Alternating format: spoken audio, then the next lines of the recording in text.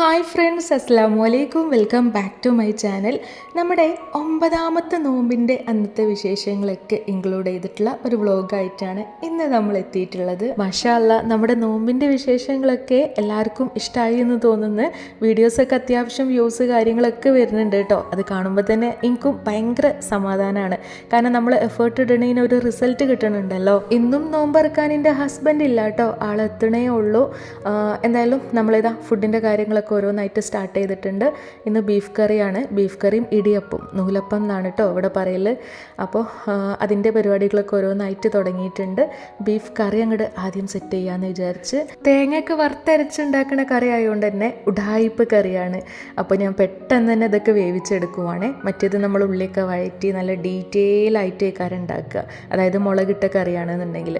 ഇത് വറുത്തരച്ച കറി ആകുമ്പോൾ എങ്ങനെ ഉണ്ടാക്കിയാലും അതൊരു പ്രത്യേക ടേസ്റ്റ് ആയിക്കാരും. സോ നമ്മളതാ ആദ്യം തന്നെ ബീഫിലോട്ട് തക്കാളി, അതേപോലെ തന്നെ ജിഞ്ചർ ഗാർലിക് പേസ്റ്റും മസാല പൗഡറും ഒക്കെ ഇട്ടിട്ട് അങ്ങോട്ട് സെറ്റാക്കി വേവിക്കാൻ വെച്ചിട്ടുണ്ട്. അതവിടെ കിടന്ന് അങ്ങനെ ആയിക്കോട്ടെ. അന്നേരം നമുക്കിതാ നൂലപ്പത്തിൻ്റെ പരിപാടിയിലോട്ട് കിടക്കാം. ഈ നൂലപ്പം കഴിക്കാനൊക്കെ നല്ല ടേസ്റ്റാണ്, ബട്ട് ഇതിങ്ങനെ കുഴച്ചുണ്ടാക്കി എടുക്കണം. അപ്പോൾ നമ്മൾ അത്യാവശ്യം ചുടുവെള്ളം ഒഴിച്ചിട്ടുണ്ട് കേട്ടോ. അങ്ങനെയാണെന്നുണ്ടെങ്കിൽ ആ കുഴക്കണ സമയത്ത് ഇത്തിരി ബുദ്ധിമുട്ടിയാലും നല്ല സോഫ്റ്റ് ആയിട്ടുള്ള നൂലപ്പം തന്നെ കിട്ടും. ചൂടോടുക്കനെ കുഴച്ചെടുക്കുക എന്നുള്ളതാണ് ടാസ്ക്. പണ്ടൊക്കെയാണെന്നുണ്ടെങ്കിൽ കൈയൊക്കെ അങ്ങോട്ട് ചുവന്ന് ഭയങ്കര സംഭവിക്കാരം എന്തെങ്കിലുമൊക്കെ ഉണ്ടാക്കുകയാണെന്നുണ്ടെങ്കിൽ.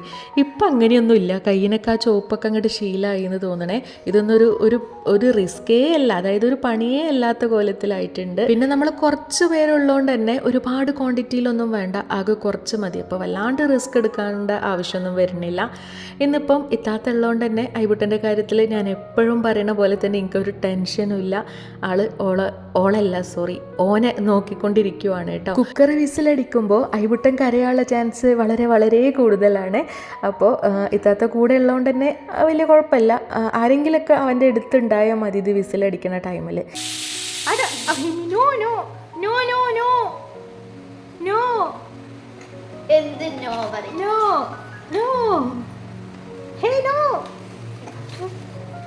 Don't come here. Go there. Go there.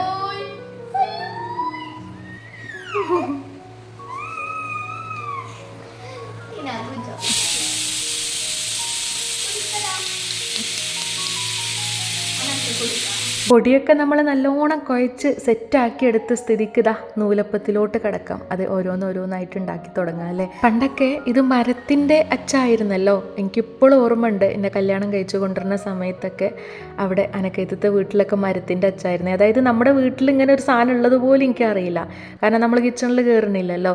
അപ്പോൾ ഇവിടെ വന്നതിന് ശേഷമാണ് ഇങ്ങനൊരു സംഭവം കാണുന്നത് തന്നെ. അതൊക്കെ പിടിച്ച് കൈയൊക്കെ രണ്ട് ചുവന്ന് തുടുത്തതൊക്കെ ഞാൻ ഇപ്പോഴും ഓർക്കുകയാണ്. കുറേ കരഞ്ഞിട്ടൊക്കെ ഉണ്ട് കേട്ടോ ഒന്ന്, അതായത് നമുക്ക് വേറെ നിവർത്തിയില്ലല്ലോ ചെയ്യാണ്ട്. അപ്പോൾ അതൊക്കെ ഇങ്ങനെ ഇപ്പോഴും ഓർമ്മ വരും. നമുക്ക് അങ്ങനത്തെ കാര്യങ്ങളൊന്നും നമ്മൾ മറക്കൂലല്ലോ. പോകെ പോകെ നമ്മളും എല്ലാ കാര്യത്തിലും ഭയങ്കര എക്സ്പേർട്ടായി മാറും. ഇത് എൻ്റെ മാത്രം കാര്യമില്ല ഞാൻ പറയുന്നത് കേട്ടോ, നമ്മളെല്ലാവരുടെ കാര്യം തന്നെയാണ് പറയുന്നത്. ഈ ഒരു സെയിം സിറ്റുവേഷനിലൂടെ കടന്നു പോയവർക്ക് ഒരു പക്ഷേ ഞാൻ പറയുന്നതൊക്കെ കണക്ട് ചെയ്യൂ കേട്ടോ, അവർക്കത് മനസ്സിലായേക്കാം. തേങ്ങയൊക്കെ വറുത്തരച്ചിട്ടുള്ള ബീഫ് കുറുമയാണല്ലോ നമ്മൾ ഉണ്ടാക്കുന്നത്. സോ ഗൈസ്, അതിലോട്ടുള്ള തേങ്ങയൊക്കെ അത് അവിടെ ചിരവി എടുക്കുന്നുണ്ട്. ഹോം ടൂർ കാണിക്കുമെന്ന് ചോദിച്ചിട്ടുള്ള മെസ്സേജൊക്കെ ഞാൻ ഇടയ്ക്കിടയ്ക്ക് കാണാറുണ്ട്. ഞാൻ മനഃപൂർവ്വം മൈൻഡാക്കാതിരിക്കുമല്ല. ഇൻഷാ അല്ലാ സമയം സന്ദർഭമൊക്കെ വെക്കുമ്പോൾ നമ്മൾ എപ്പോഴെങ്കിലൊക്കെ ആയിട്ട് കാണിക്കണതായിരിക്കും. എനിക്ക് മൊത്തത്തിൽ ഒന്നും കൂടെ സെറ്റ് ചെയ്തെടുക്കാനുണ്ട് കേട്ടോ. അപ്പോൾ അതിനെന്തായാലും എനിക്ക് കുറച്ച് ടൈം വേണ്ടി വരും.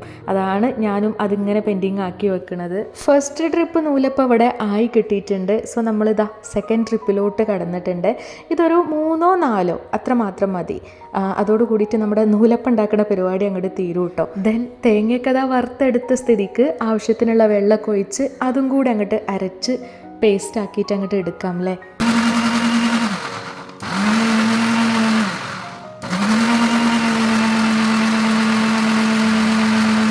ഇഡ്ഡലി നൂലപ്പം ഈ 2 സാധനവും ഇത്താത്താക്കും ഓളെ കുഞ്ഞനിയനും ഭയങ്കര ഇഷ്ടമാണ് കേട്ടോ. നൂൽപുട്ടായി എന്ന് കണ്ടേക്കിന് തന്നെ ഓൾ അതിൽ നിന്ന് ഒന്നെടുത്ത് കൊണ്ടുപോകണുണ്ട്. ഓക്കല്ല, ഓക്ക് നോമ്പുണ്ട്. ഐബുട്ടന് വേണ്ടിയിട്ടാണ് കൊണ്ടുപോകണത്. പിന്നെ ഓനെ തീറ്റിപ്പിക്കണമുണ്ട്.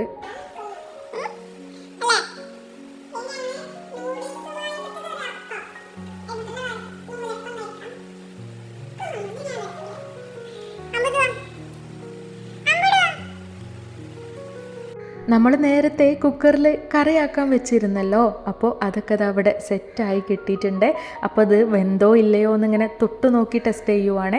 സംഭവം ഏകദേശം സെറ്റായിട്ടുണ്ട്. അപ്പോൾ ഇനിയും വേവിച്ചെടുക്കാനൊന്നും ടൈമില്ല, എന്നാലും നമുക്ക് കഴിക്കാനുള്ള വേവൊക്കെ ആയിട്ടുണ്ട്.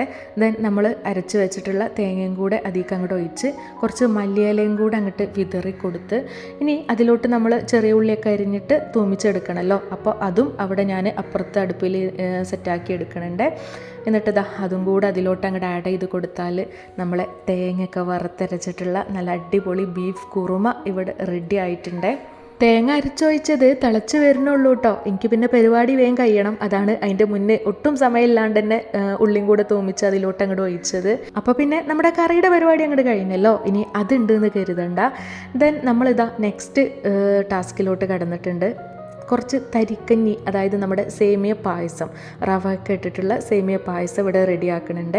അതിലോട്ട് കുറച്ച് നെയ്യൊക്കെ ഒഴിച്ച് അണ്ടിപ്പരിപ്പും മുന്തിരിയൊക്കെ ആഡ് ചെയ്ത് കൊടുത്തിട്ട് നല്ലോണം അങ്ങോട്ട് വറുത്തെടുക്കന്നെ. അപ്പോൾ അതും കൂടെ ആഡ് ചെയ്ത് കൊടുക്കാനുള്ളൂ. ബാക്കിയൊക്കെ ഓൾമോസ്റ്റ് നമ്മളവിടെ സെറ്റാക്കി വെച്ചിട്ടുണ്ട് കേട്ടോ. പിന്നെ എപ്പോഴും ഇങ്ങനെ ഇതൊക്കെ കാണിക്കാമെന്ന് പറയുമ്പോൾ നിങ്ങൾക്ക് അത് ഭയങ്കര ബോറേക്കാരം. എനിക്കും ബോർ തന്നെയാണ് കാണിച്ചത് കാണിച്ചുകൊണ്ടിരിക്കുക എന്ന് പറയുമ്പോൾ. അപ്പോൾ നമ്മൾ അത് സ്കിപ്പ് ചെയ്തിട്ടുണ്ട്, ഉണ്ടാക്കുന്ന വീഡിയോ ഒക്കെ സ്കിപ്പ് ചെയ്തിട്ടുണ്ട്.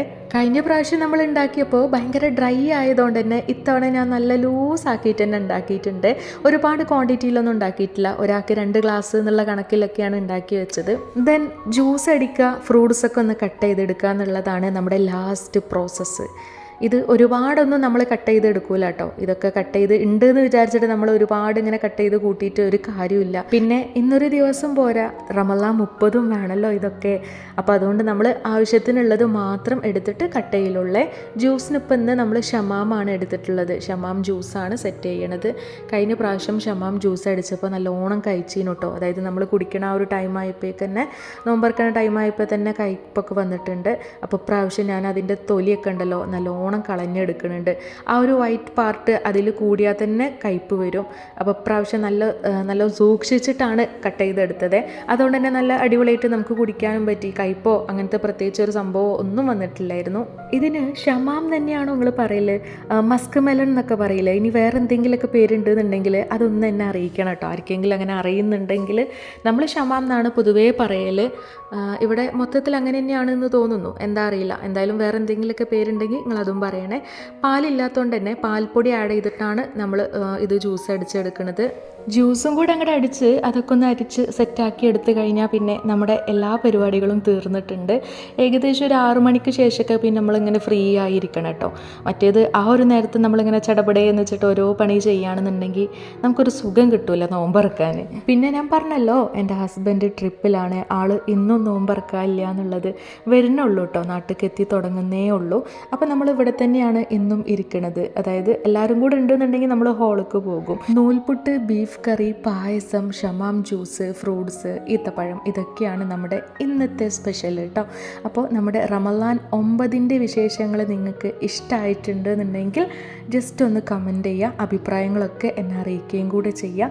ഇൻഷാ അല്ലാ 10ാമത്തെ നോമ്പിൻ്റെ വിശേഷങ്ങളൊക്കെ ആയിട്ട് നമുക്കിനി നെക്സ്റ്റ് ഡേ കാണാം. അപ്പോൾ എല്ലാവരും ഞാൻ പറഞ്ഞ പോലെ തന്നെ ലൈക്ക് ചെയ്യുക. സബ് ചെയ്യാത്തവരുണ്ട് എന്നുണ്ടെങ്കിൽ അതും കൂടെ ചെയ്തേക്കുക. വീഡിയോസിനൊക്കെ ഹൈപ്പ് ചെയ്യാനുള്ള ഒരു ഓപ്ഷനും കൂടെ ഇപ്പോൾ ഉണ്ടല്ലോ, അപ്പോൾ അതും കൂടെ നിങ്ങളൊന്ന് യൂസ് ചെയ്യും. എല്ലാവരും ഒരു ഹൈപ്പും കൂടെ അങ്ങോട്ട് തരിക.